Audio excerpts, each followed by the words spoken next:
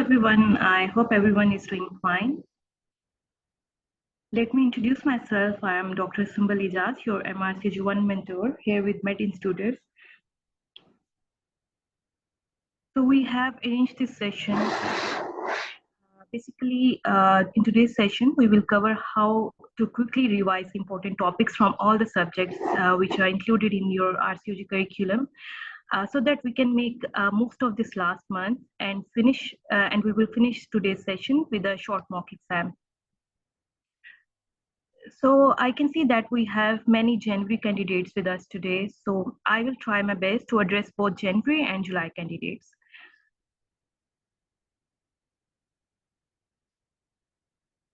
So let's start. So I understand for the July candidates, we have really short period of time left for the exam. We roughly have 1 month. So what you can do in the last month, first of all, you have two things to cover. One is your theory and other is your SPS practice. So as far as your theory is concerned, I never recommend my students to go and stick with the theory books for a very long period of time, especially during this last month. I wouldn't recommend anyone to go and revise Oxford or Essential Revision Guide or any notes you are following at the moment. So what you can do just to quickly revise your basic information or basic knowledge, just try to read the high yield points. The first point, which is organize your notes. This is basically, this is something which you usually do when you start preparing for your exam. So this tip is mainly for the January candidates. So since you have started your preparation now, so what you can do in order to save your time in the last month, try to highlight the important points and the high yield points. For instance, if you are studying anatomy and you have found that the particular nerve innervation is important, so just highlight that point so that what happens when in the last month you are revising your theory, you just turn around the pages, read those high yield points and move on. So that would quickly help you quickly revise all the information. And if the July candidates, they have already done that, then that's very well done. So because it would save a lot of your time. So now in this last month, your job is to just quickly revise the high yield points, either from an Oxford Essential Revision Guide, from the notes or any PDF you are following at the moment. Then you can also utilize active learning techniques. So what are active learning techniques? This is something which includes the flashcard method, the quiz. You may solve many quizzes as much as possible. And some students, I have noticed that they sometimes make some sticky notes on their books or in their bedroom or in their any notice board if they have in their bedroom. So that's a good thing. This is something which we called as active learning techniques. So if you don't have your flashcard, if you don't have your sticky notes, don't worry about that, because we Med Institutors, we are already working on that, and we have made some flashcards for you, and as well as we have made some sticky notes for you. Then the quizzes. Regularly test yourself with practice question and past papers. And trust me, this is the key to pass this exam. The more you practice SBS, the more are the chances that you will pass in the first go. And this is something I kept on repeating since the day one. I remember when I did my first session for the July candidates on the ABC of MRCOG1. This line I have added in that presentation as well, that the more you revise the SPS, the more are the chances you will pass this exam. So this is a demo. Like, I understand anatomy is really, really volatile. And even if I remember my time, in the last 2 weeks, I forget everything from the anatomy. So what I did, I opened the Oxford Revision notes and I try studying anatomy again and again. I was watching videos on the YouTube, and in that way, I wasted a lot of time because I had no guidance like how I can tackle the anatomy at the last 2 weeks or 3 weeks or so. So what you can do here, I have added some points from my experience. So what you can do, yes, I understand again, anatomy is volatile, so you can spend a bit more time on it. So when, for example, if you are, we already know we have anatomy of abdomen, anatomy of pelvis, and anatomy of perineum in the RCOG curriculum. So for instance, if you have started studying pelvic anatomy, so try to focus on the high yield points. These are the points from which the mostly questions comes from. For instance, if you are started from pelvic bone, joints and ligaments, and now we know that what are the important joints and what are the SBS they are coming from this topic. So please tell me in the chat box, what are the two important joints in the female pelvis?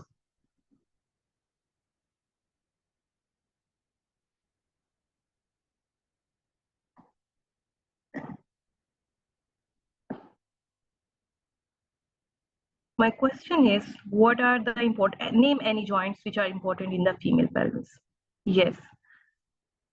Now tell me what type of sacroiliac joint is.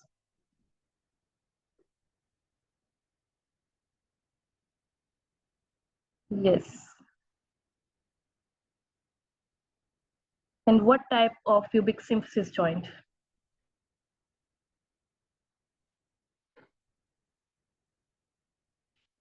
Yes, perfect. So this is how you can tackle your theory. For instance, you have a big page of female pelvic joints. So you know what type of information you need to extract from that topic. So this is why I asked this question. Same goes with all the topics. You know, when you are studying pelvic floor muscles, now you know please tell me, what muscles make the pelvic floor? Name those muscles which participate in the formation of pelvic floor.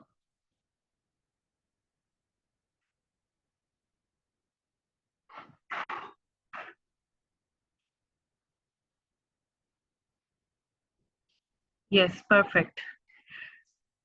Okay, so now you get an idea. Okay, what is fascia? I think this question covers your perineal fascia, your perineal membrane, and the questions which are related to that. Okay, then we know that we have messing over head since the last 3 months that what is the blood supply, which structure, which organ, what is the lymphatic drainage of which structure and which organ. So you have to cover that. So the important blood supply when it comes to the pelvis, we know pudendal artery, internal iliac artery, external iliac artery, lymphatic drainage. We know that what are the particular groups of lymph nodes which are involved in the pelvic drainage. Then innervation, we know perineal nerve, pudendal nerve. We frequently practice those SPAs. So again, what I'm trying to say here is that whenever you are covering these high yield points, you have crystal clear understanding that what kind of information you need to extract from the theory so that you won't waste your time. I won't recommend you at this very time that you spend 5 to 6 hours on the theory books. So be quick, be smart, and study smartly so that you will save your time. For example, you are starting your revision from a day after tomorrow, and you are going to start from anatomy. So try to cover these all high yield points maximum into 3 hours, and save your rest of the time for the SPA practice. So this is how you can cover a bit of your theory and also your SPAs as well. Similarly, the other high yield topics or the points are anatomy of female reproductive system, external and internal. It is a summary. Mainly, it covers the questions which comes from the vulva or the external genitalia and as well as internal genitalia, like the innervation of the cervix, lymphatic drainage of the cervix, and same the blood supply of the uterus or the ovary, etc. Anatomy of the male reproductive system, embryological and development of the reproductive system. Then perineum and external genitalia, we are fully aware of that, what kind of question we have already practiced so many times, like what type of information we need to extract from the theory of perineum and external genitalia. Then abdominal wall, yes, layers of abdominal wall, they are important. Anatomy of inguinal canal and its content, it is very, very high yield topic, so don't miss that. Hernias, a bit about what is inguinal hernia and what is femoral hernia and femoral canal, a bit about these topics. Then neuroanatomy in RCOG curriculum mainly covers the nerve innervation, both autonomic or somatic or motor innervation of different vistas in the abdominal or perineal or pelvic cavity. Pudendal nerve is very important. Pudendal nerve and its branches, sensory and motor innervation of pelvic floor and perineum. Then when it comes to embryology, okay, these points, it doesn't mean that you only covered these topics from embryology. I have just make a systematic presentation. So like if you're covering abdomen, pelvis, and perineum from the anatomy. So meanwhile, you can cover the development of sexual reproductive organs as well from the embryology. However, they are very high yield topics. You cannot afford to miss these topics. The topics from embryology are development of genital and urinary systems, congenital anomalies of reproductive tract, placental development and structures, and also the anomalies of placenta. So these are very high yield topics from embryology. Then histology, okay, mainly the histology covers the types of epithelium of different structures. So this one is easy. Spermatogenesis, oogenesis, clinical correlations. Understand the common clinical conditions and their anatomical basis and application of anatomical knowledge to clinical scenarios in obs and gynae. So they covers many of your anatomy SPAs.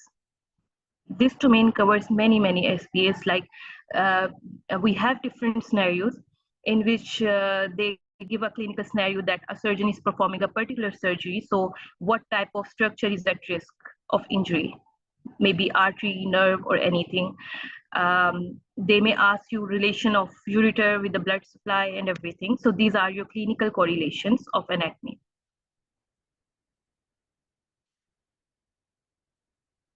Is everyone following me so far?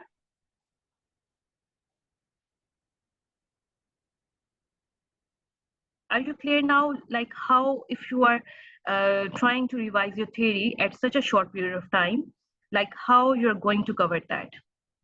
This is a brief summary.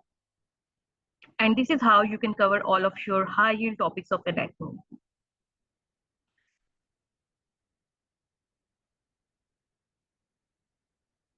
Okay, so here we have made some sticky notes for you. Yes, Dr. M, you may ask.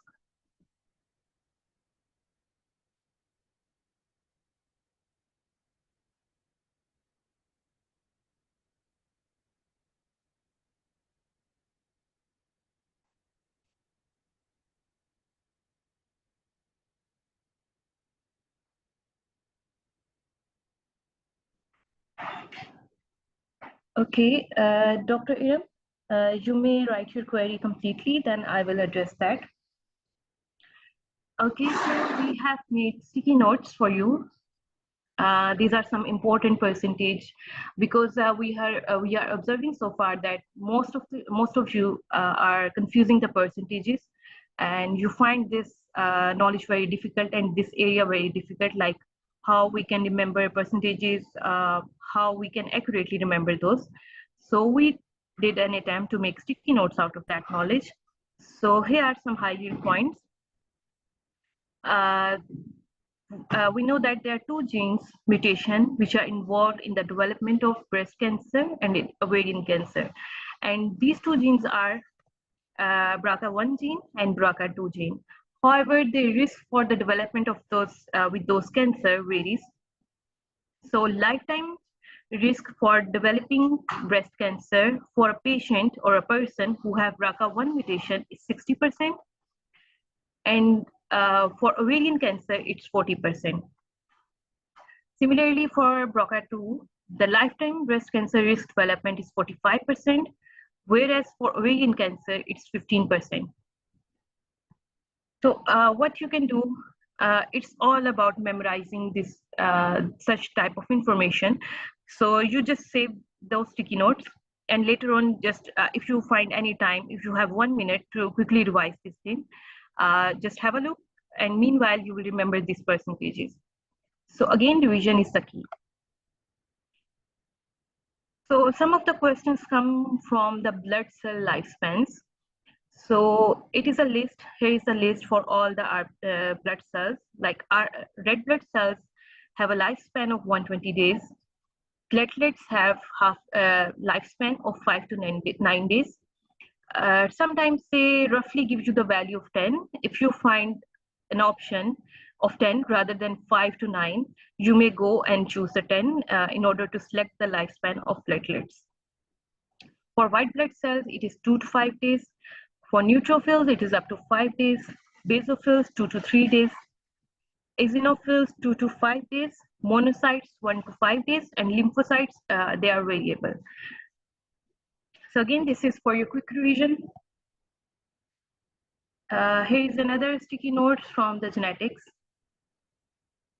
In order for the screening, we use the triple test technique, quadruple test, and combined test.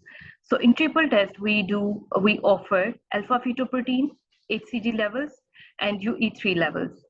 In quadruple test, we have an additional inhibin A factor, inhibin A test. Then in combined test, we do pregnancy associated protein A and HCG and ultrasound. So this is an additional thing.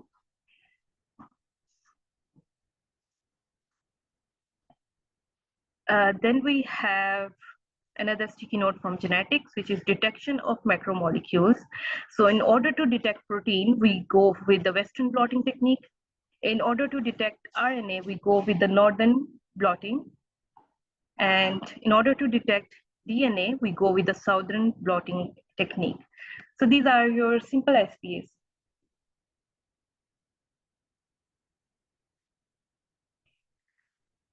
Then this sticky note is from biochemistry, I guess. Yes, there are vitamins and their associated abnormalities. Like in the deficiency of thiamine, what type of condition a person might develop is the beriberi. For vitamin B12 is pernicious anemia. Vitamin B3 deficiency leads to pellagra. Folate leads to macrocytic anemia. Ascorbic acid, which is our vitamin C. If there is no vitamin C, the person might have scurvy. Then folate deficiency may lead to tropical sprue, which is a malabsorption syndrome. Okay, and this sticky note is especially. Okay, Dr. Yam, definitely I will address once I finish these flashcards.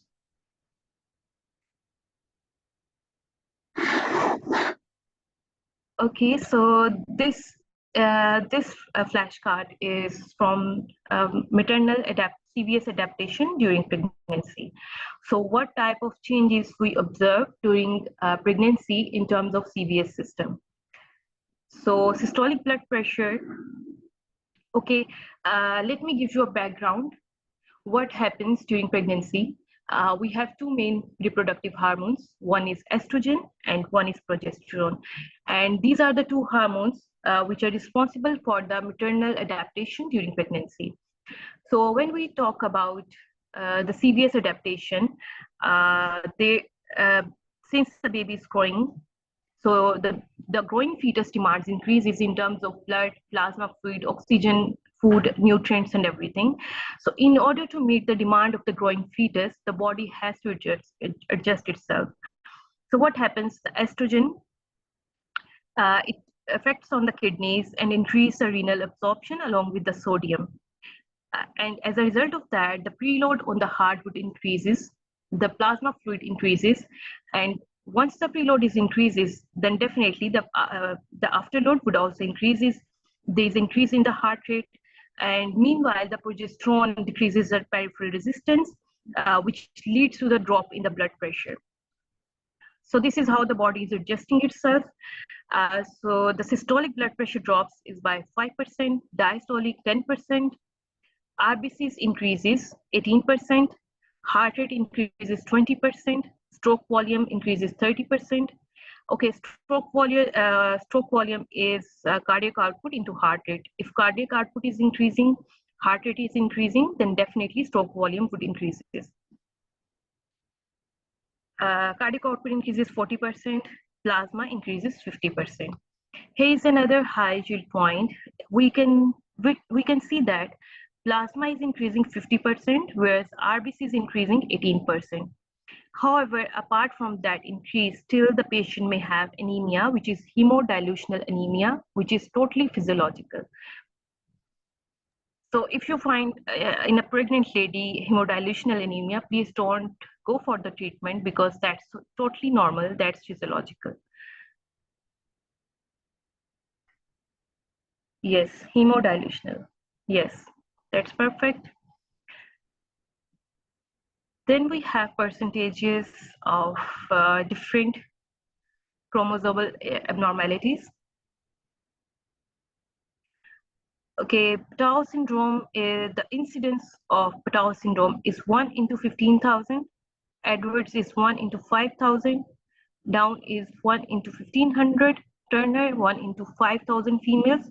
And Klinefelter's 1 into 1,000. So you have to remember that anyway. So this is your task to memorize this.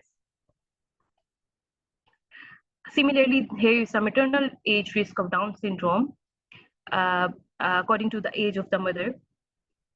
So by the age of 30, there is risk of 1 into 2,500 with increasing age. The risk is 1 into 800. By the age of 40, it is 1 into 100.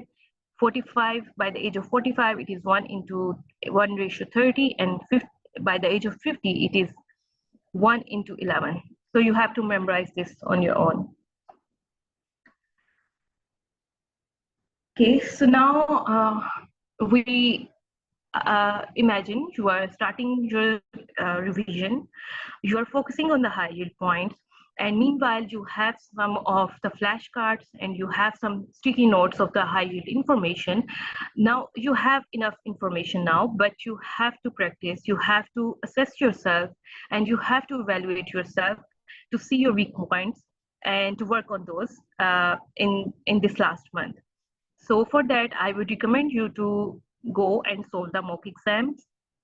It's up to you how you will manage that. However, we have mock exams, subject-wise mock exams available on our website. If you have that chance, you can grab this opportunity and go on our website and solve those mock exams. So this is one thing you can do, or you may go and have some prints of any, you may solve any books of SVS, it's all up to you. But the main thing is you have to practice again and again before the exam.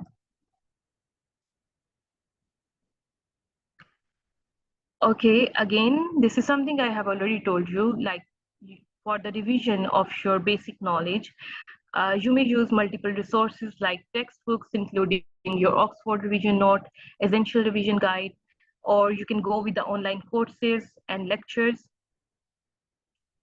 You may solve the question banks, utilize MRCOG Part 1 question banks and mocks exam.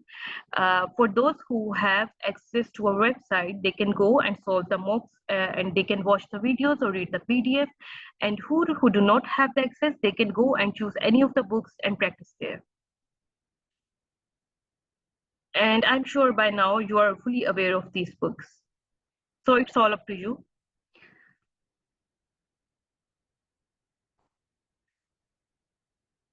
Okay, now we know what is the strategy we need to follow, what type of information we need to focus on, and how we can evaluate ourselves. Now the main thing is that how we can manage our timetable. So here are some tips. Create a revision timetable that allocates time for each topic, ensuring that all areas are covered well before the exam. Then take the incorporate regular breaks to avoid burnout. This is something I need to follow, because when I start to whenever I start to preparing for the exam or started studying for anything, I just straight go and study for 7 to 8 hours without any break. So I need to follow this. So take break, in order to avoid burnouts, use techniques like Pomodoro method, that is 25 minutes study and 5 minutes break. And I need to follow this again. So the next step, active recall and spaced repetition. Active recall, test yourself on the material rather than passively reading it. That means if you are just reading the information from any theory or anywhere, that is not enough unless you solve the SPS and challenge yourself. Then spaced repetition, you may follow this technique, review material at increasing intervals. For example, one day you have studied one subject, then after 1 week, revise that again. And after that, you may revise that after 1 month. So this is the tip for the January candidates, because our July candidates do not have enough time. One thing which is very important is the group study or the group discussions. You may join different platforms, different groups on the WhatsApp, on the Telegram group, or you may join our Telegram group for the practice of SPAs. You may find a study partner on those platforms, and you may set your timetable and practice every day with your study partner, because in that way, the more you discuss, the more information you will retain, and more of your concepts would be clear in that way. So have a study partner. Yes, now imagine you again, you have revised your theory successfully, you have your study partner, you have a Telegram group, you have some supervision, and you are solving the mock exams, and now you know your percentage, you know your weak areas. So your task, especially after solving the mock exams, to identify your weak areas and try to focus on those more. So regularly review your progress and focus on your weak areas. Then, if you don't understand like how you tackle those weak areas, you might take any professional guidance. So you may go with the courses and tutors. Consider enrolling in the professional revision courses or hiring a tutor if you need structured guidance. So it's all up to you. Mentorship, seeking advice from colleagues or mentors who have successfully passed MRCOG Part 1 exam would be really, really helpful, because I believe you may find all the information on the Google, you may find all the information on the YouTube, you may have multiple platforms from there you can gather maximum information. But one thing which is not available on any of the platform is the experienced advice. So here is something, you need a mentor, and that mentor could be your friend, your senior, your colleague, or any professional guidance you might be taking. So mentorship is important because this is something which is not available in the books as well. This is solely something which is coming out of experience. So yeah, have a good mentor. Then how to revise your notes again. There are some exam techniques like time management. Like when you are solving the exam, on the exam day, you have 100 SPAs and 150 minutes. That means you have 1 minute for each SPA. So this is a reflex you have to build while you are practicing your recalls. So try to solve your SPA in less than 1 minute. So that in the exam you have, if you find any difficult SPA, so you have enough time to solve that. So build your reflexes, as work on your time management. That's important. One thing, again, read question carefully. Start by thoroughly reading each question to understand what is being asked. This is very important. And I understand we are all at some point, we are all at learning stage. We all are students at some point, and we all do such kind of mistakes. Even I do such mistakes. So this is for me, and this is for you as well. Read questions carefully and start by thoroughly reading each question to understand what is being asked. And also read the other options carefully. Identify and solve easy questions first. Okay, what I did in my exam, there are some options. For example, you have started your paper 1. When you solved all of your 100 SPAs, there is an option of red flag. Like if you find an SBA very difficult and you are not sure about the answer and you don't want to risk to answer that question at that very moment, you can simply red flag that question. So after 100 questions, you will get a list in which those red flag questions are on one side, unattempted questions are on one side, and attempted questions are on one side. So that will give you a clear, crystal clear idea like where your exam performance is standing at the moment. So your solved questions are those questions on which you are 100% sure. So try to go and solve those questions in the first go on which you are 100% sure, because at the end that would help to boost your confidence. Then go with the unattempted questions and the red flag questions, review them again and again.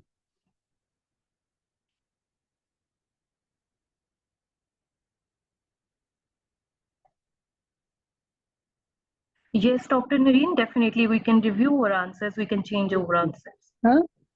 Okay. Dr. Nancy, could you please turn off your mic? Okay, so manage your time efficiently, allocate time to each question 1 minute and stick to it. And I would recommend try to solve SPAs in 45 seconds. Don't go with the 1 minute. Avoid spending too much time on any single question. Okay, this is a tip for the exam day. Try to solve those questions on which you are 100% sure, and honestly that would take 30 seconds maximum if you know the answer, and if you are having some easy questions, and those saved 30 seconds you can utilize for reviewing your red flag questions and your unattempted questions. So this is how you can manage your time. Mark difficult questions for review. This is that point in which you are going to red flag your confused questions. If you are not sure about the answer, or for instance, you are confused between B and C, and you want to review that later on, just simply red flag that question. And after solving your 100 SBAs, then come back and review that question. You can simply red flag any question, even the attempted question, even the unattempted question. That's all up to you. All those questions have a red flag mark on the top of that. You can easily mark that. Okay, then yes, stay calm and focused. Maintaining a calm environment will help you think more clearly and reduce anxiety. Practice deep breathing or a quick mindfulness exercise if you feel stressed.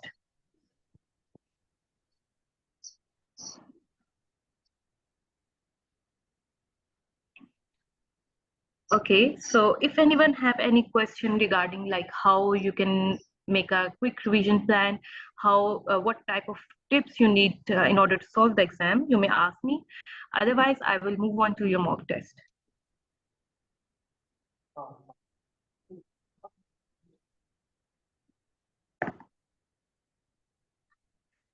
If you are ready for the mock exam, then please do let me know. And don't be afraid, it's a short mock exam. Dr. Bhavna, if you have enough time, then utilize all of your time, because the time is, you just have 1 month. So try to make maximum out of this time. Yes, Dr. Fatma, we can change the answer.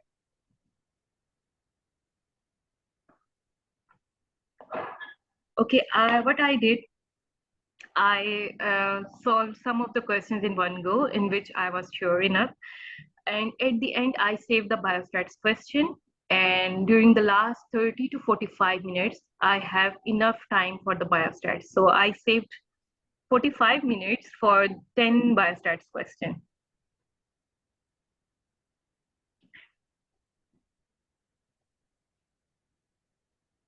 And yes, they will provide you with the paper and the pen so that you can do your calculations there.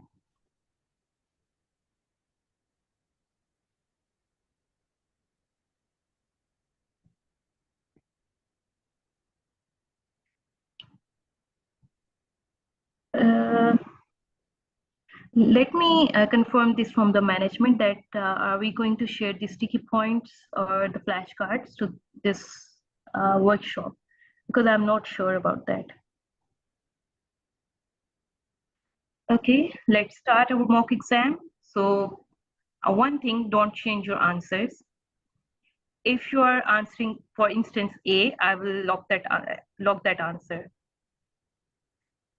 And the second thing, try to answer the question in 45 seconds. Dr. Gassan, there is a percentile system and the average would vary in each exam. Sometimes it reaches up to 73% as well.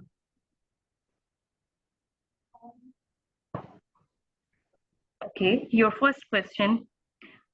Patient with heavy menstrual bleeding, identify the picture.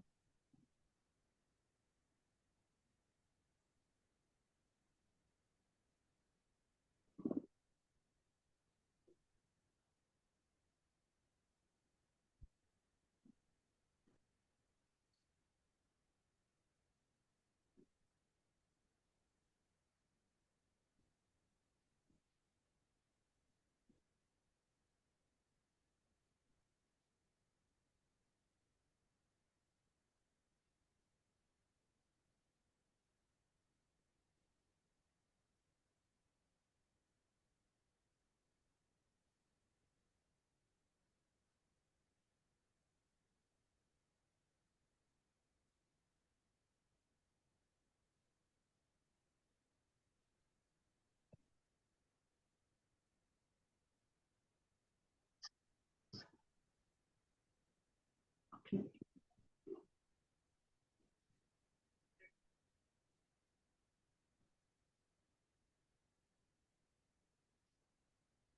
Okay, I think I've got enough answers. So let me ask a question from, let me see your answers. Dr. Sara, why did you go with the option C?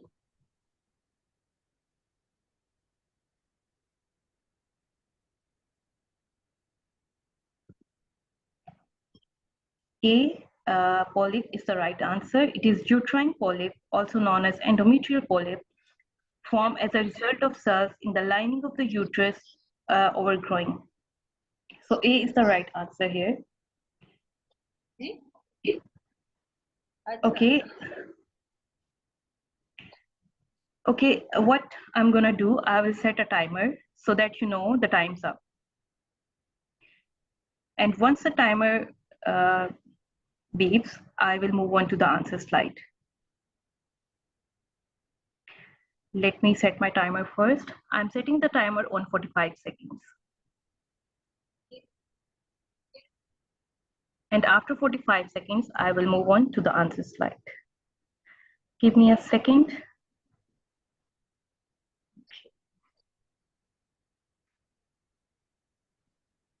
Okay, your time starts now.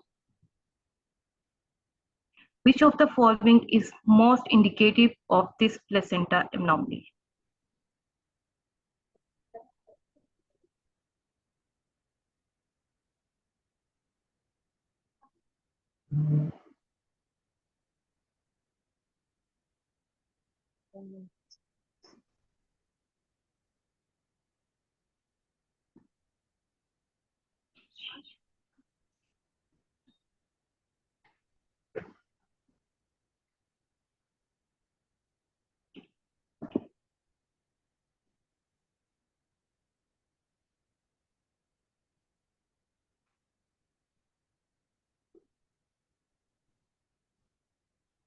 Okay, your time's up. Yes, C is the right answer. Filamentous placenta is an abnormal cord insertion in which the umbilical vessels diverge as they traverse between amnion and chorion before reaching the placenta. It is characterized by membranous umbilical vessels at the placental insertion site. If you can see here, the remainder of the cord is usually normal. So let me give you a brief about rest of the placental types, because this is a high yield topic. So if so for velamentous placenta, we have already discussed, it is happens when the umbilical blood vessels abnormally travel through the amniochorionic membrane before reaching the placenta proper. Then we have another modification, which is bilobed placenta. So if we found here, okay, there is no picture of bilobed. Okay, this is a bilobed placenta, and it is obvious that it has two lobes. It is also known as placenta duplex. This is a case where the placenta is composed of two roughly equal sized lobes. Okay, let me zoom in. Okay.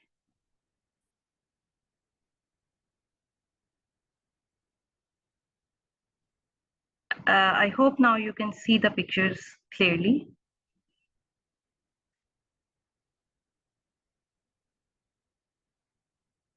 Okay.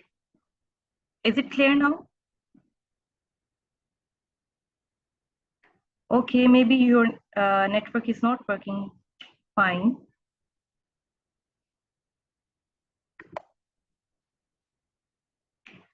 Okay, later on you can watch the video, and you can zoom in. Okay. Then we have another modification, which is succinate. I don't know how to pronounce that. My pronunciation is not that very good. So succinate placenta, whatever you pronounce that. In these cases, a lobe of placenta forms separately from a main body that is linked via the umbilical cord to the fetus. This is here. You can see this variation here. It is another type of it is a separate placenta, which is totally separate from the main placenta. However, it is linked with the umbilical cord. As you can see here, it do have a link with the umbilical cord, but it is a separate mass of placenta.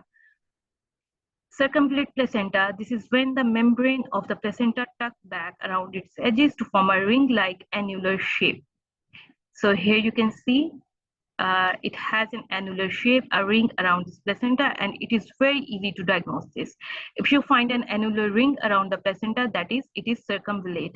And similarly, if you find a picture in which a placenta have two lobes, and go and choose a bilobed placenta or the placenta duplex. Then we have circumvallate placenta. Okay, we are done with that.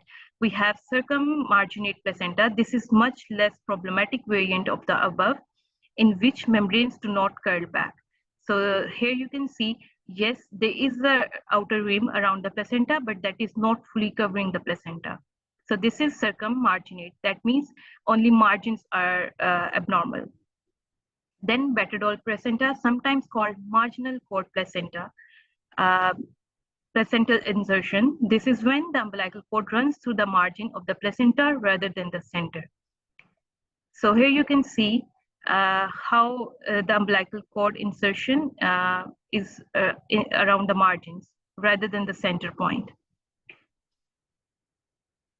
So this is how you can diagnose or do your spot diagnosis on the basis of the shapes of placenta. And this is a high yield topic. So that's why I have added this extra slide in this mock exam. So again, this is your velamentous, and these are your rest of the placental anomalies. Is everyone clear about this topic?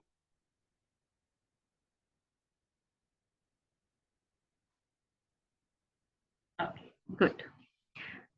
Let me set my timer again.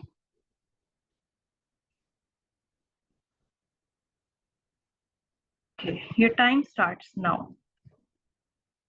Identify the following structure.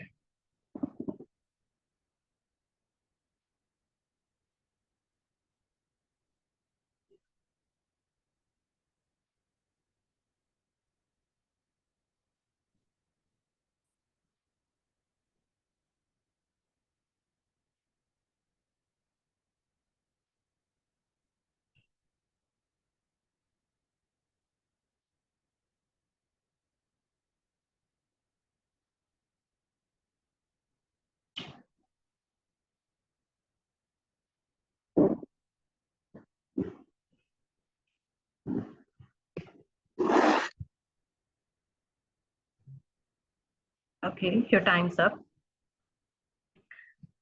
Yes, A is the right answer. Let me break down this picture because this is very important and high yield.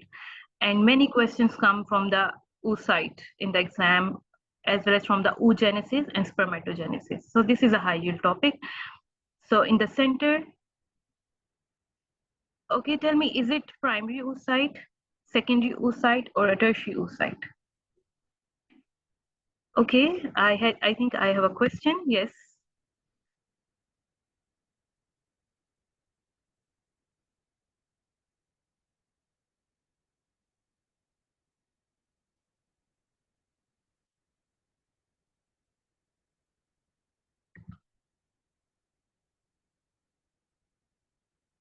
Yes, this is secondary oocyte. Yes, absolutely. That's perfect. Okay, how you can identify tertiary oocyte?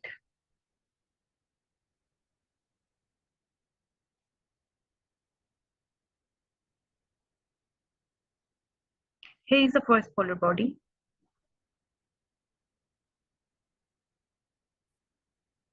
Dr. Iram.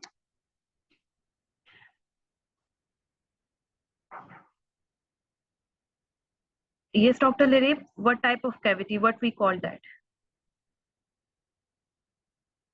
Yes, antrum. Well done, Dr. Kiran. Yes, antrum is the right answer. There is a big cavity in the tertiary follicle. And sometimes we call that as antral follicle as well. Yes, perfect. Let's move on to the next question. Your time starts now. Sorry, my slide is stuck. Let me check. Okay.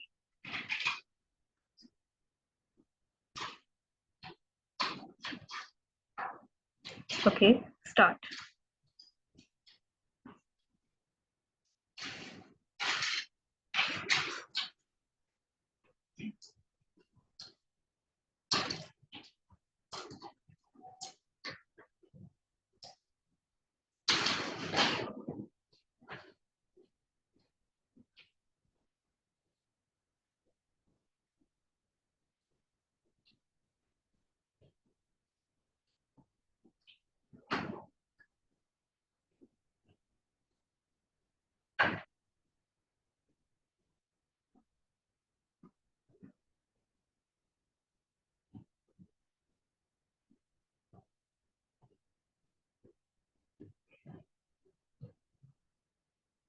Okay, your time's up.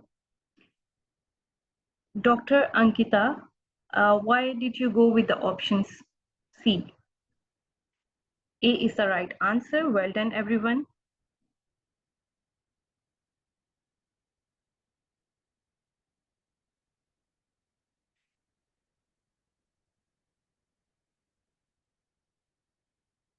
Okay, yesterday I was going through from the WhatsApp group and I have found a question that some of a student who is finding difficulty in the interpretation of spirometry.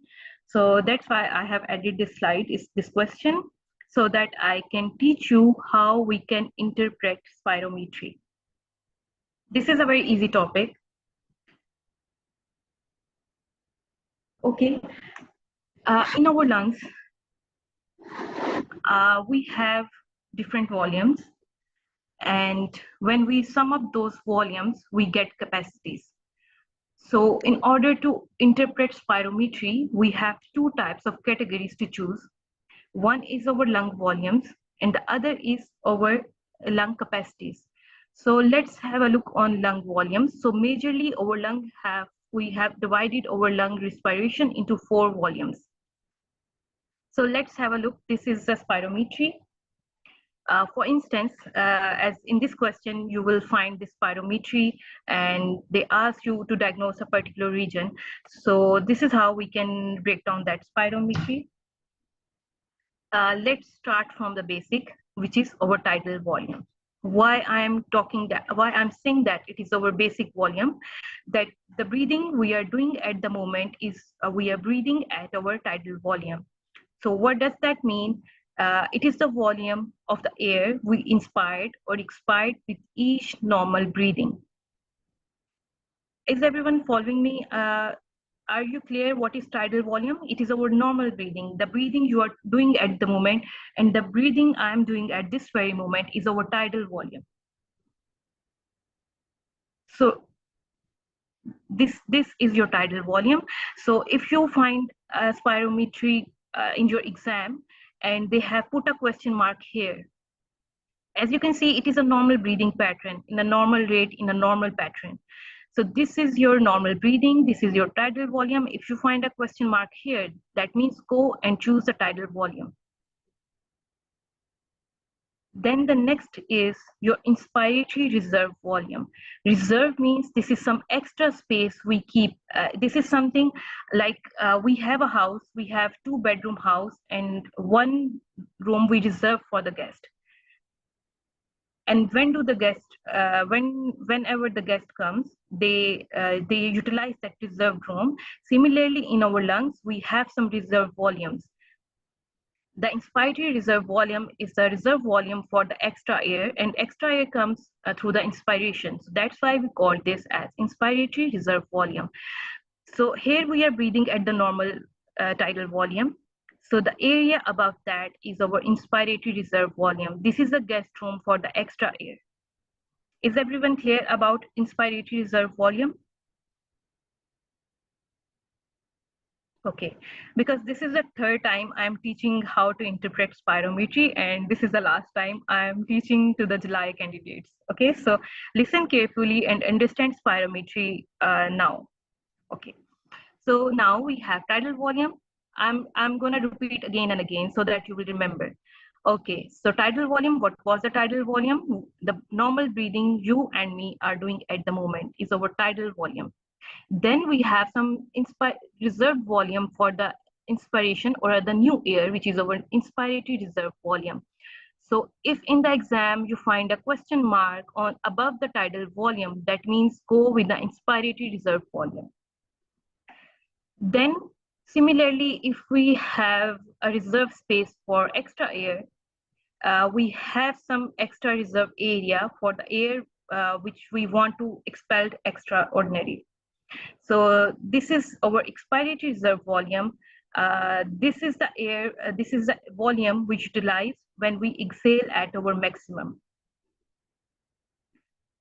So in physiology, we call expiratory reserve volume is the volume that can be expired after expiration of a tidal volume.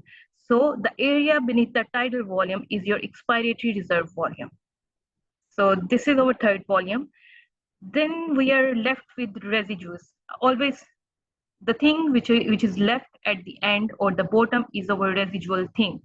Similarly, in the lungs, after our tidal volume, after our inspiratory reserve volume, and after expiring at our maximum by utilizing expiratory reserve volume, we are left with the residual volume, which is, since the residual thing is always at the bottom, similarly, residual volume is at the bottom. And this is the volume we will never ever during our life we utilize this air. This is the air which never ever participate in the gaseous exchange. After that maybe if someone during autopsy pushes the lungs, so maybe that air comes out. Otherwise, in a living human being, this air which is present in the residual volume never ever comes out of the lungs. Now, please tell me if you have any question regarding lung volumes, please ask me so that I can move on to the capacities. Okay. So again, which one? Okay, Dr. Ankita, she goes with the inspiratory reserve volume. She answered C.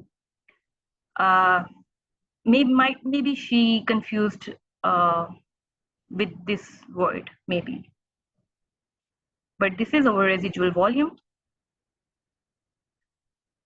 And this is our tidal volume. This is our inspiratory reserve volume, and this is our expiratory reserve volume, and this is again our residual volume. Now let's move on to the lung capacities. So similarly, we have 4 lung volumes, we have 4 lung capacities. So basically, the capacities are the sum of volumes. Let's see the combinations. First, we have inspiratory capacity. So inspiratory capacity is the sum of tidal volume and inspiratory reserve volume. So here we have our tidal volume, and when we add up this inspiratory reserve volume, we call this as inspiratory capacity. That means this is something, this is the maximum amount of oxygen we can inhale or we can inspire. So from where this inspiration covers, it is covering the inspiratory reserve volume, and also it is involved in the tidal volume, because in tidal volume, yes, we are inspiring and we are utilizing some oxygen, right? So inspiratory capacity involves both inspiratory reserve volume and tidal volume. Then functional residual capacity. So residual means we have to go to the bottom. So in bottom, we have residual volume, we know that. In addition to that, we added expiratory reserve volume. If we combine residual volume with the expiratory reserve volume together, it is known as functional residual capacity. This is our functional residual capacity involving residual volume as well as expiratory reserve volume.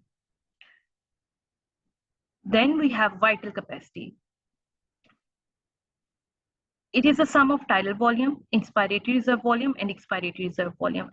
Or you can say vital capacity is the active unit of the lungs. It is the active capacity of the lung. That means it is that part of the lungs which is fully participating by any means in the gaseous exchange. So now we know that, yes, number one, tidal volume, yes, it is involving in the gaseous exchange. Over the top, we have some inspiratory reserve volume that is utilizing when we are doing exercise or anything, and when we need extra amount of oxygen, like when we are panicked or anything, any situation, we have inspiratory reserve volume. So that is an active unit of the lung. Similarly, expiratory reserve volume, yes, in some situations we have tachypnea, we are exhaling too much amount of oxygen. Whenever we are under stress, we do deep breathing, so that we can exhale extra amount of oxygen, carbon dioxide out of our body. So this is an active unit of the lungs. So active unit, which is essential for the life, which is vital for the breathing, is known as vital capacity. So whenever you hear the word or read the word vital capacity, now you have crystal clear understanding. This is the vital part of the lung or vital function of the lung.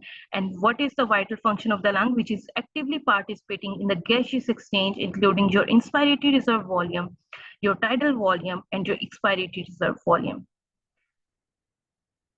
And the last is the total lung capacity. That is very simple. It is our total lung, including your residual volume. So this is all about lung volumes and lung capacities, and about spirometry and how we can interpret that. So if anyone have any question regarding this topic, you may ask me. Otherwise, I will move on to the next slide. Okay. Good, Dr. Iram.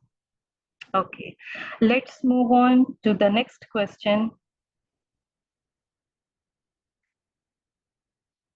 Dr. Fatima, what increases or decreases? Okay, it depends on the clinical scenario. Are you asking about the pregnancy?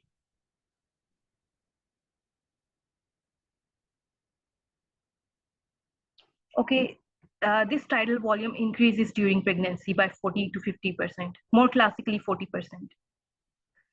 Tidal volume increases during pregnancy. Why it increases? Due to the effect of progesterone. There are two factors which are mainly involving in the respiratory adaptation during pregnancy. One factor is your progesterone, which is triggering your respiratory center in your brainstem.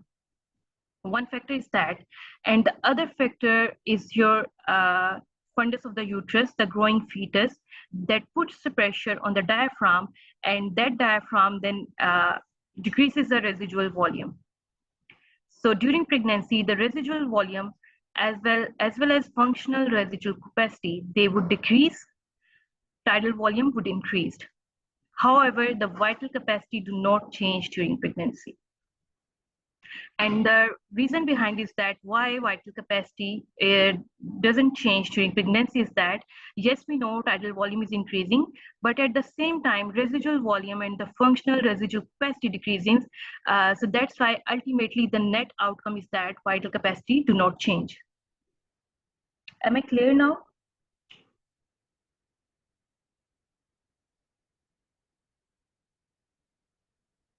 So this is your physiological adaptation of respiratory system during pregnancy.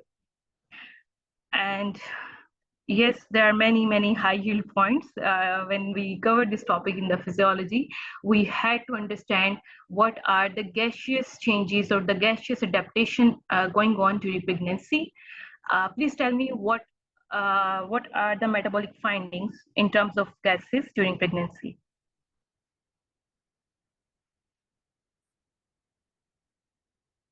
Any idea? Okay, what happens to the carbon dioxide?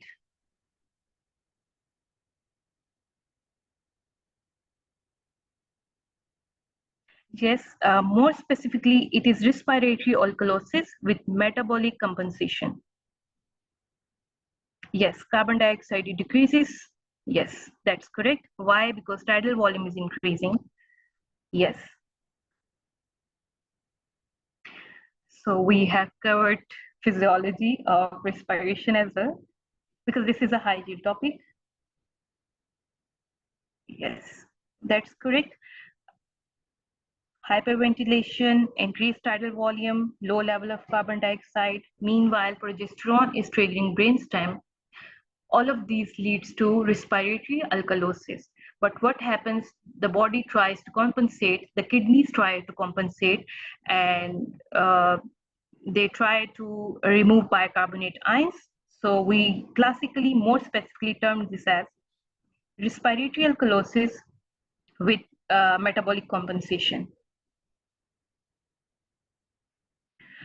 Okay, Dr. Fatma, I think I have covered alkalosis in the physiology lecture, and we are going to cover the acid-base balance in the coming session on data interpretation. So we have a detailed topic on that in the coming session. Okay, let's move on to the next question. I'm setting my timer.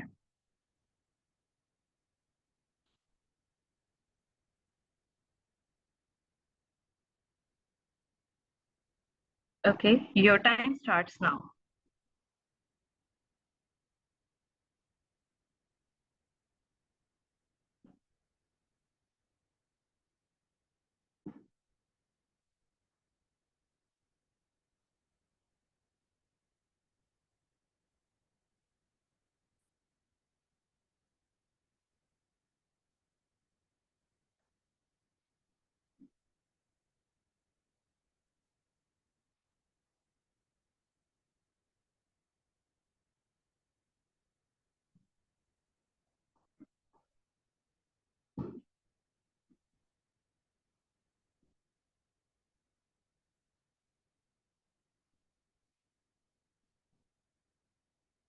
Okay, your time's up. Yes, D is the right answer. This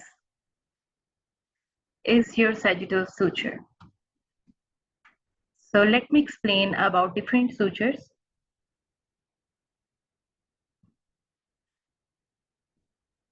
D stands for H option, so H here.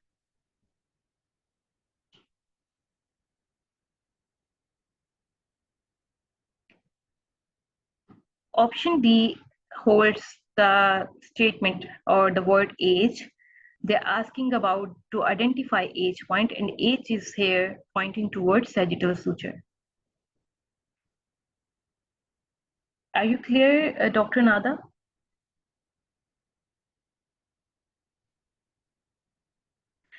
Okay. In the question, they're asking about which alphabet is labeling sagittal suture. So this is your this is the sagittal suture, right? And H is labeling sagittal suture. And where is the H in the options? In the option D. Now clear?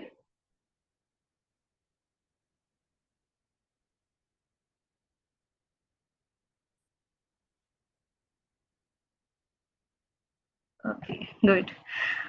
Okay, so the fetal skull, major bones are two frontal bones, two parietal bones, and one occipital bone. There are three main sutures in the fetal skull. One is the coronal suture, sagittal suture, and the lambdoid suture. So where is our coronal suture? Here you can see how it is forming. There are many variants of such questions. Like in this question, they directly ask you about after labeling that particular point, but sometimes they ask you about, they name the suture. Like for example, they may label that uh, sagittal suture is formed by the fusion of which of the following bones. So this is another variation of this topic. So it's a good idea if you know like what type of sutures are formed by the union of what types of bone. Yes. So coronal suture generally extends from ear to ear. Each frontal lobe plate meets with the parietal bone plate at the coronal suture. So here's our coronal suture, and it is formed by the frontal bone and the parietal bone. Then sagittal suture in front of the head to the back, down the middle of the top of the head, two parietal bone meets at the sagittal suture. So if someone asks you the definition of like, or which of union of which of the following bones leads to the formation of sagittal suture, that means two parietal bones. Then lambdoid suture, this extends across the back of the head. Each parietal bone plate meets the occipital bone plate at the lambdoid suture. Here is your lambdoid suture, and it is forming by the union of occipital bone and the parietal bone. So this is all about the fetal skull and the sutures. Okay, let me set the timer. Your time starts now.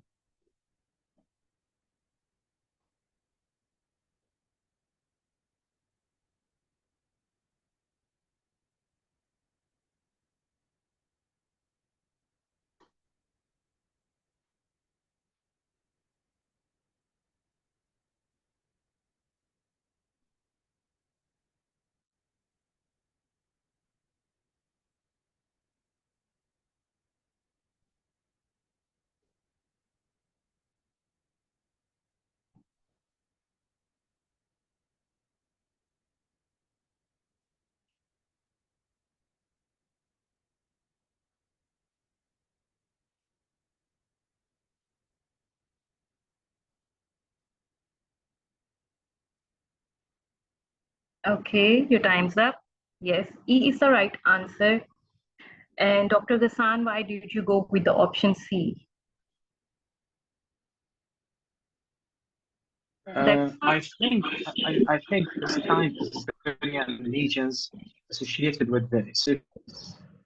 Okay, so do you know what this question actually means and from which topic this question comes from? Do you have any idea about the background? Sorry, can I ask you? You hear me? Yes, sure. I can explain.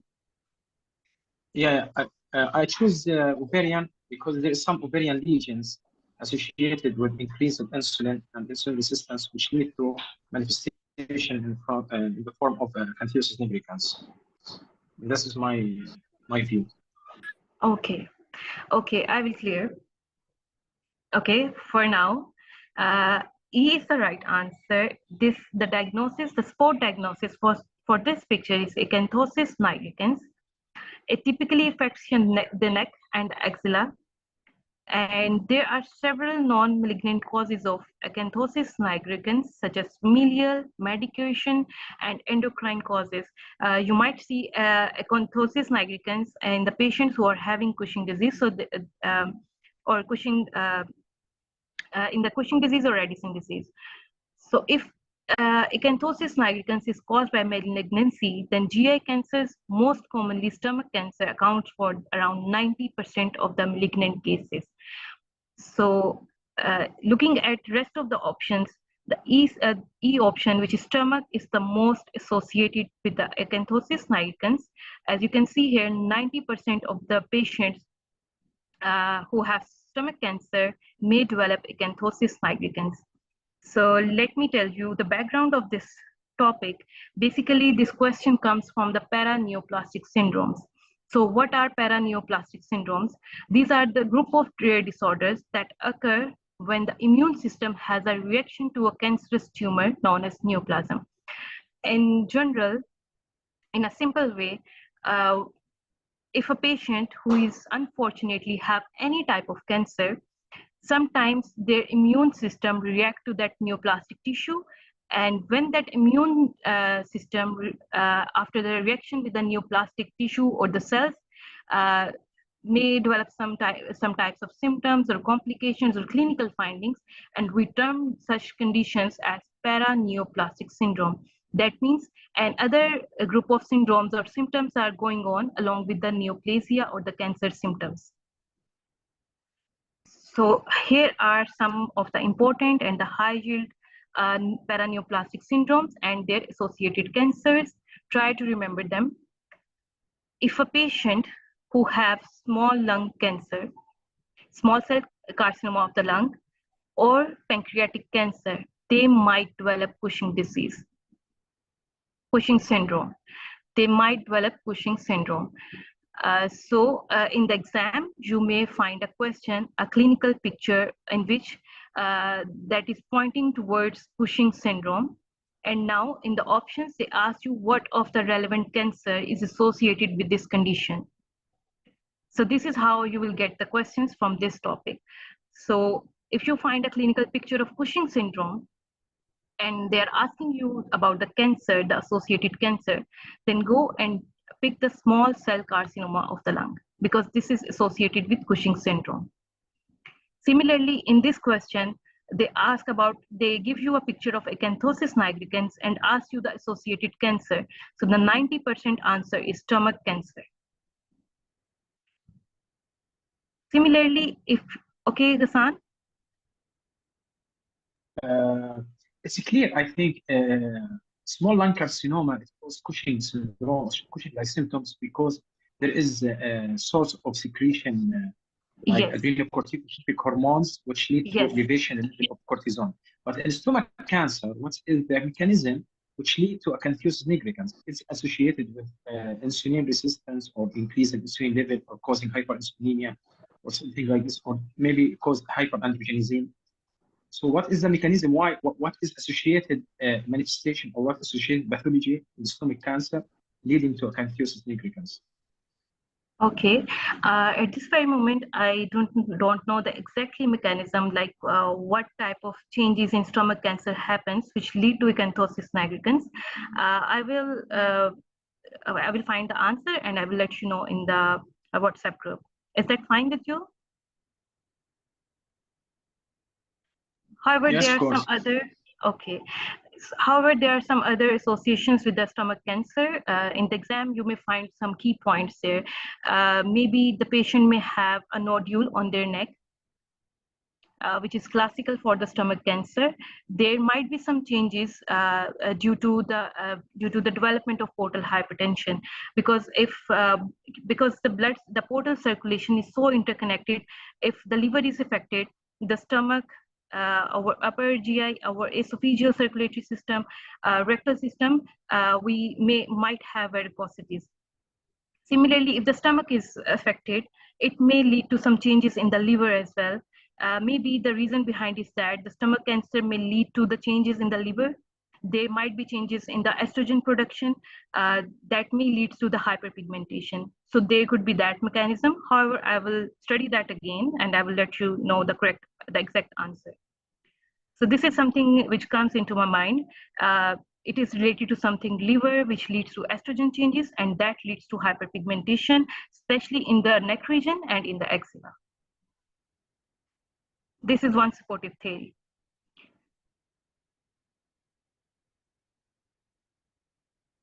Okay, so let's talk about the SIADH. If you find a clinical picture, the lab findings, in which you find hyponatremia.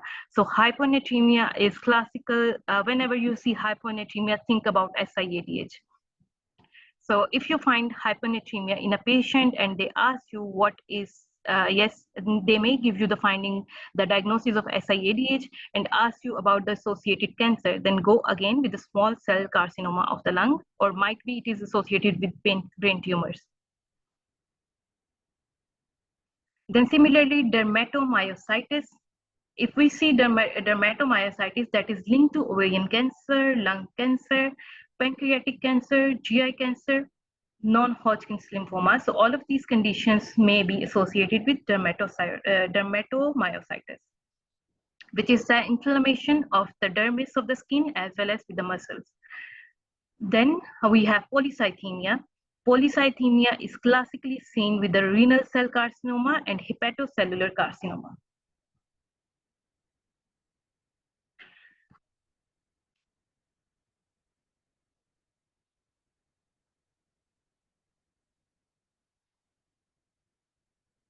Okay.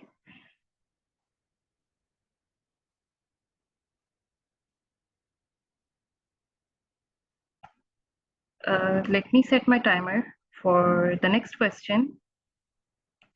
Okay, your time starts now.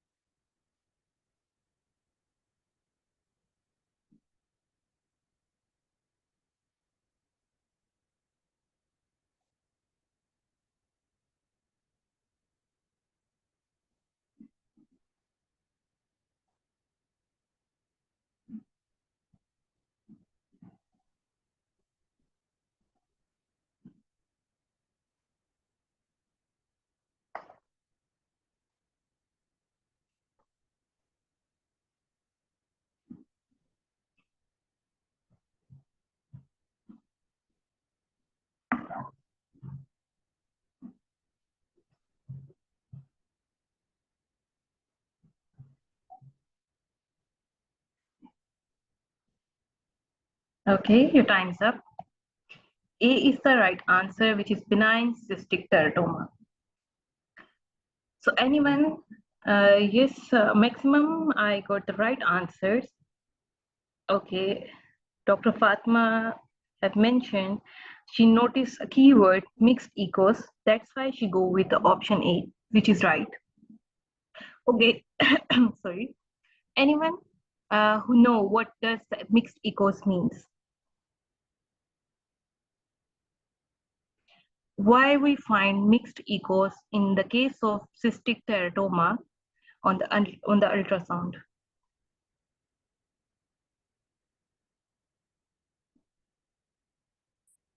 Yes,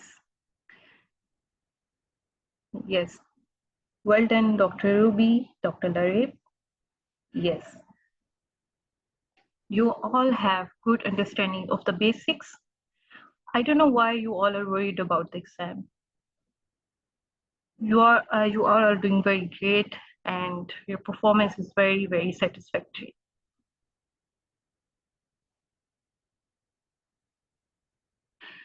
Okay, that's good. All of you know that. And now I save my energy. There is no need to explain that further. Yes, Dr. Iram, you are doing great. Well done. Okay, I always forgot to set my timer. Okay, your time starts now for the next question.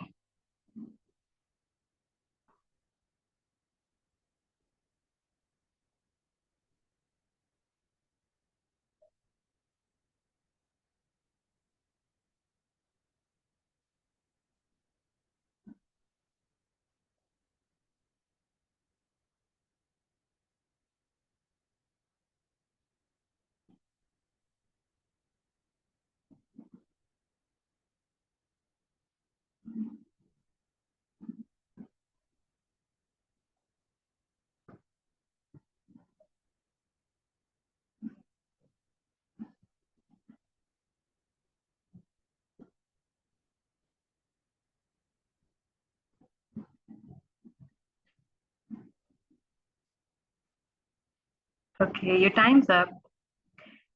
Trichomonas vaginalis is the right answer.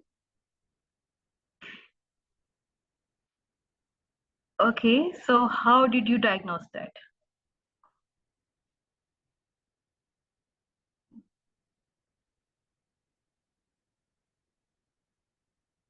Don't worry, Dr. Ruby, you are just maybe panicked about the timer.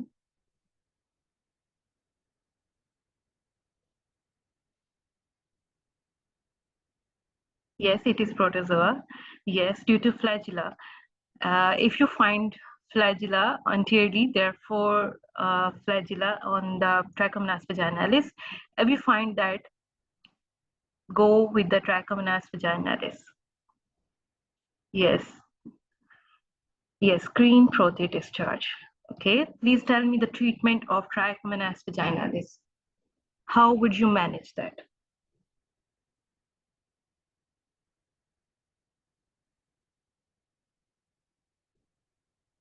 Oral or IV?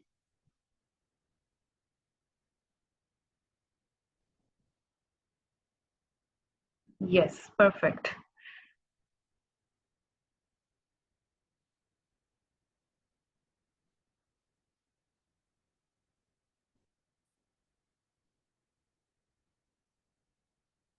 Okay. And how will you differentiate Trichomonas vaginalis from bacterial vaginosis?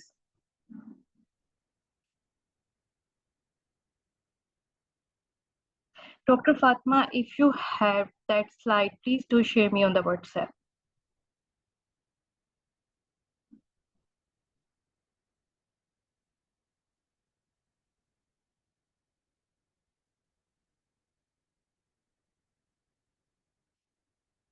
Okay. Yes, all of you know microbiology more than me. Okay, so what is the treatment of bacterial vaginosis? How you gonna manage the patient?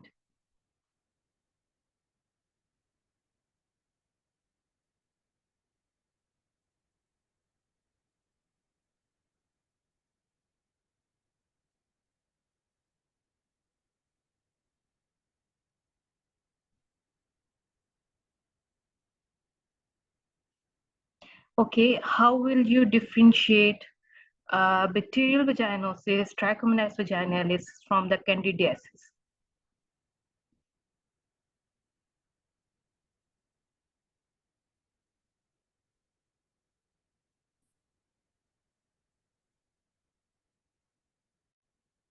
Okay, what would be the pH status in case of candidiasis? Okay, that's good. And what is the treatment of candidiasis?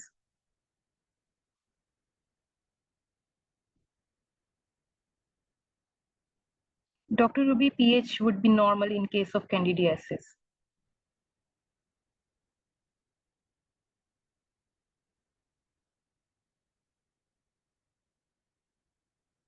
Yes, perfect.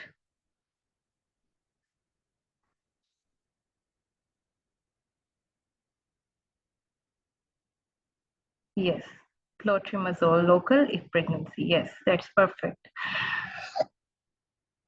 Okay, so we have covered a bit about microbiology. Let's move on to the next question. Your time starts now.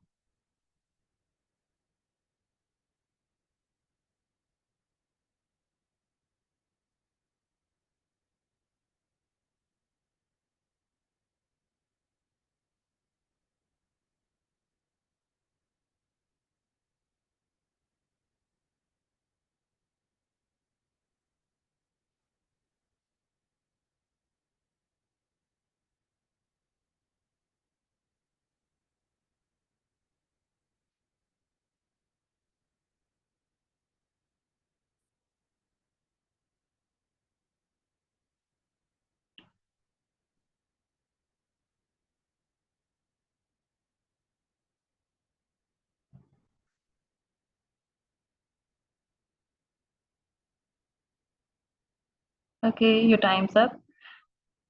I think most of you didn't check the ECG and all of you directly look at the thiazide diuretic and go with the hypokalemia.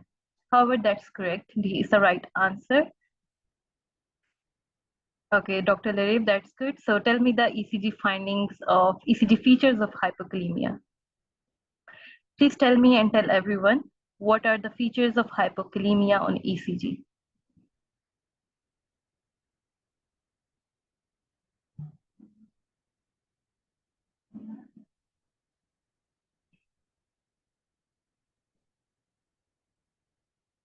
Yes, flattening of T wave.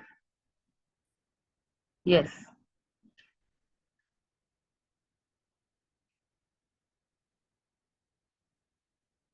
Yes, and U wave.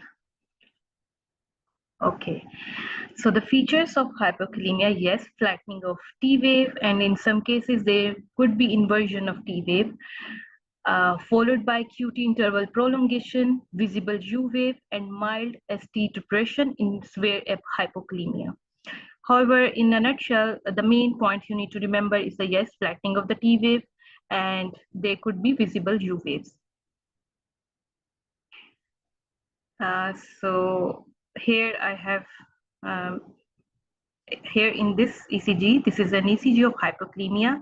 There is a bit of inversion of T waves with the flattening of T waves, and there is a visible U wave. And if we look at this ECG, let me zoom in. Okay. So if we look at here, in the lead V3, we can see this classical finding. There is a flattening and inversion of T wave along with the prominent U wave. So this is an ECG of hypokalemia. You can appreciate the flattening of T wave here in this ECG. Okay, so let me go with the slideshow. Okay, so this is all about hypokalemia.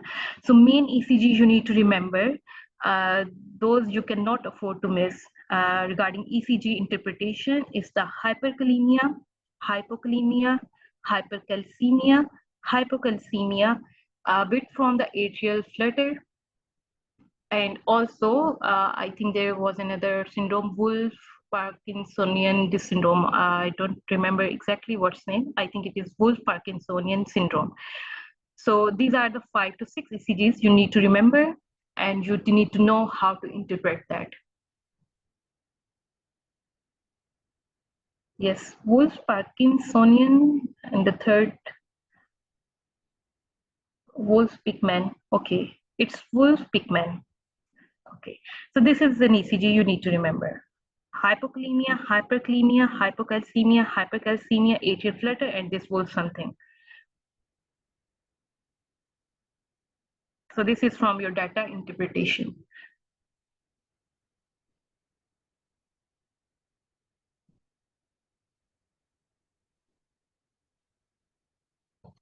Okay, so we are moving on to our next question. Let me set my timer.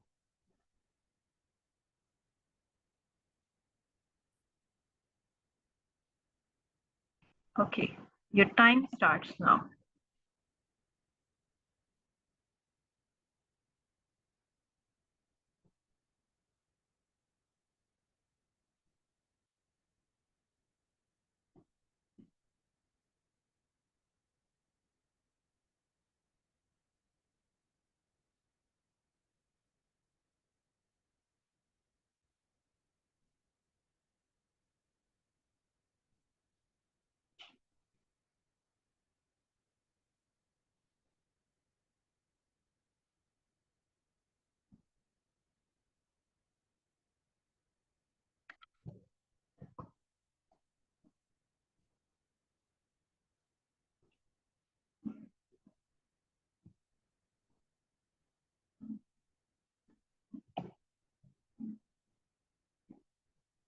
Okay, I think I have got maximum answers. Your time's up. Okay, Dr. Ruby, your question was, will it be seen in hypokalemia, Osborne wave in hypokalemia?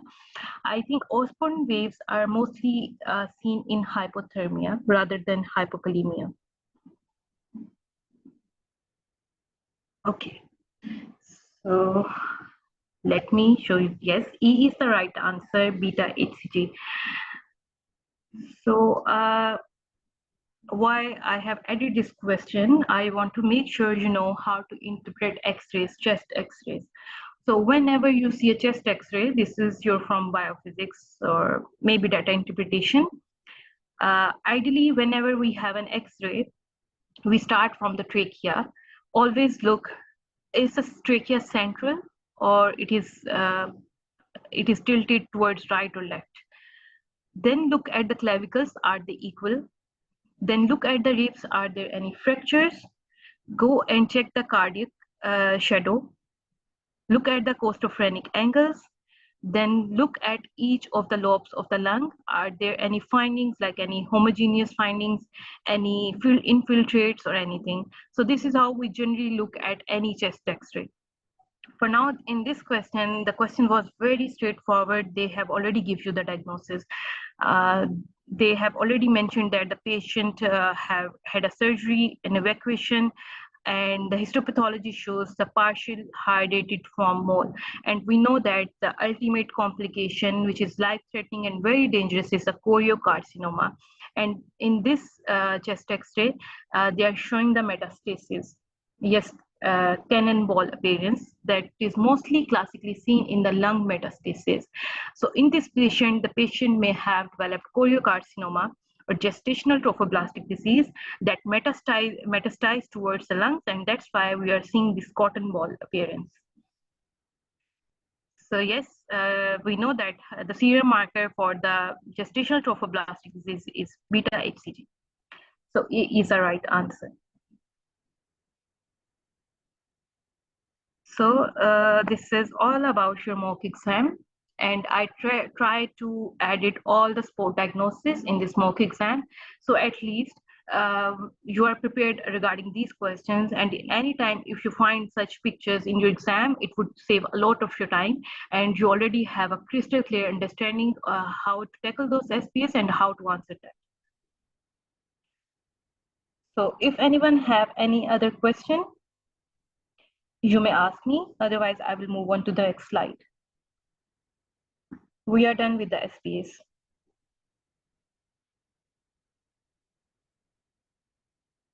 Okay. So what are the mentor's recommendation in terms of your exam preparation is that practice year-wise exam types question. You may watch exam-oriented lectures to wind up your preparation. Solve as many SPS as you can. Then must take mentor's advice while solving questions. You must solve mock exam before entering to the real exam. So mock exam is very, very important. It would not only help to assess yourself, it would also boost your confidence. It would help you to control your reflexes, your nerves, and it would also help to better prepare for the exam. So mock exam is very important.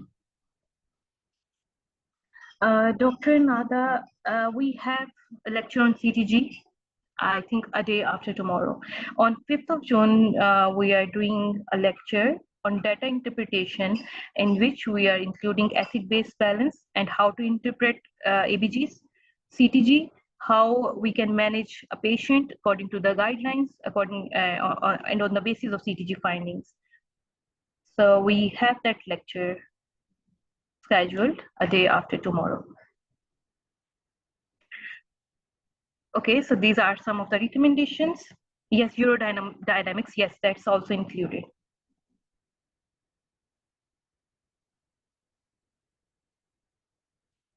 Okay, Dr. Kiran, when we will give COCP to choreo and molar after treatment, I'm not sure about the answer. However, I think it takes around 6 months.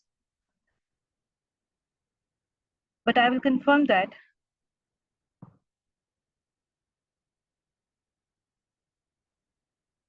If any of the students knows the answer, please tell me. The question is when to give COCP to choreo and molar after treatment. Yes, definitely we will monitor the ECG levels. That's for sure.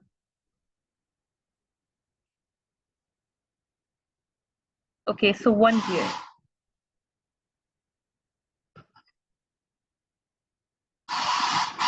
Okay.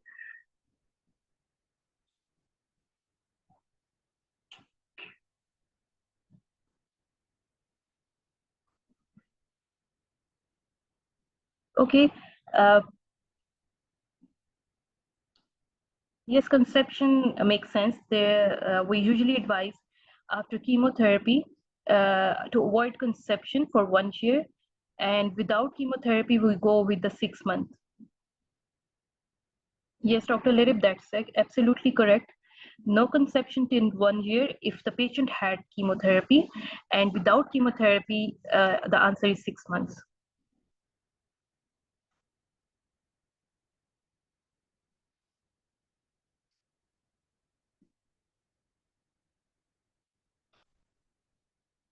Okay, Dr. Myra, did you see the both options together, like decreasing HCG levels and the normal HCG levels? Are those two options were together under the same question?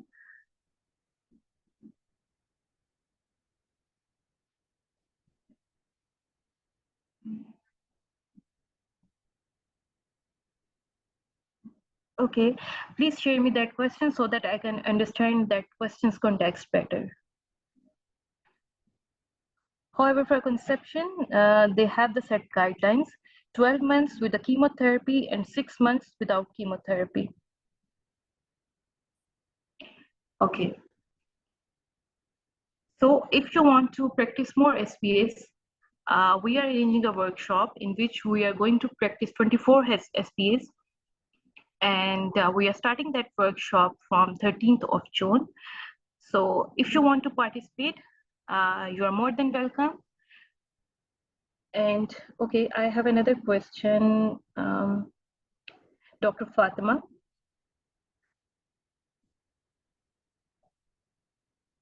Okay, so Dr. Fatima, basically the questions which are available on the website and the questions which are available on different books or the different material which is available in the market, more or less they have the same content. There is no such difference because all of them are focusing on the high yield topics. For instance, if you take a topic from the anatomy, like interior abdominal wall, so the what else you can extract from that? Okay, maximum, maybe the maximum SPAs from the interior abdominal wall would be 10 or 12 maybe. So that's the maximum amount of questions. So every book or every material do have the same questions.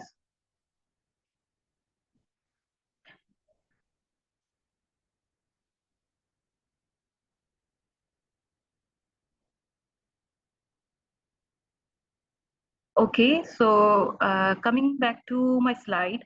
Okay, if you want to participate, you are more than welcome. It we are going to discuss the SPAs mainly from the pool of 2019 to 2024 recall practice, and the mentors were available to answer all of your queries, and we will set the time. It would help you to boost your confidence, and it will keep you motivated that you have to appear in the daily SPA practice.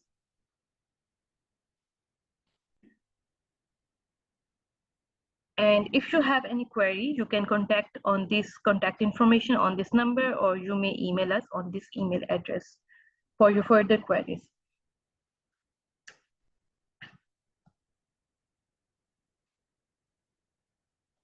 Okay, so if anyone have any question, you may ask me.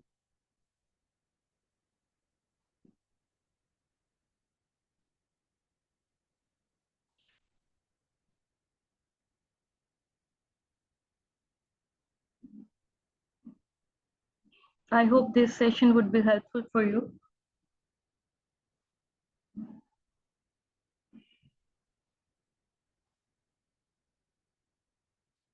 Yeah, thank you, Dr. Bhavna.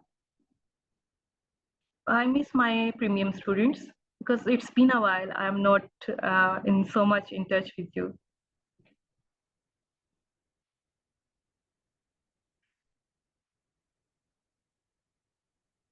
Dr. Myra, I miss you too. Actually, I have so many things. I have so many things in my plate. I cannot focus everywhere. but I try my best to be in touch with everyone. I try my best.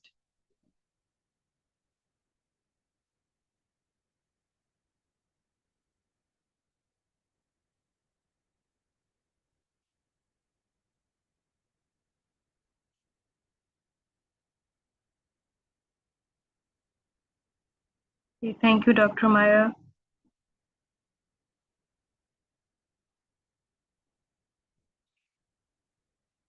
Okay, so I think we have no more questions. If you still have any queries, you are more than welcome to ask us. You may contact us over number, WhatsApp number, or you can email us as well. And if you still have any question, you can simply post in the WhatsApp group. We will answer that at our earliest convenience. So have a good day. Goodbye. See you next time.